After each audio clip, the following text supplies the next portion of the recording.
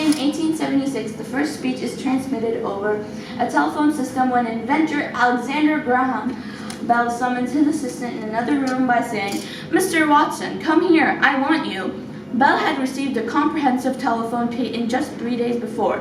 In his free time, Bell experimented with sound waves and became convinced that it would be possible to transmit speech over a telegraph-like system. He enlisted the aid of a gifted mechanic, Thomas Watson, and together the two spent countless nights trying to convert Bell's ideas into practical form. In 1875, while working on his multiple harmonic telegraph, Bell developed the basic ideas for the telephone. He designed a device to transmit speech vibrations electrically between two receivers and in June 1875 tested his invention.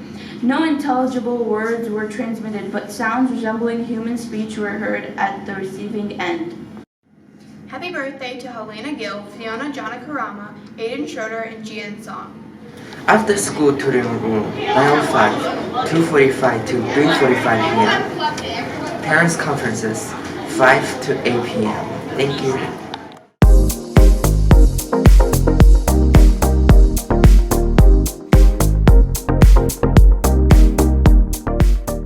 Good morning, everyone. I am so excited about our Troy Berry Author Blitz on Friday. I hope you figured out in your classes which authors you're going to talk to, because during third hour we actually have two choices. I'm going to be running the session with Rena Barron, the author of Maya and the Rising Dark.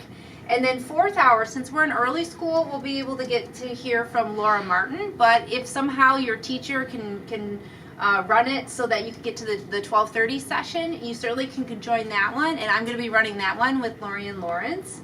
I'm super excited about everybody, especially our local author. Remember that you can purchase a copy of this book, a signed copy, which is paperback, for only $7.19 on school pay in Power School. So ask your parents to go in and order you one of those, and I'll start handing those out next week to the people who have purchased them. So I really hope that you tune in on Friday to see all of our wonderful author visits. Hello, Ms. Chappelle. How do you get the stamps for lunch?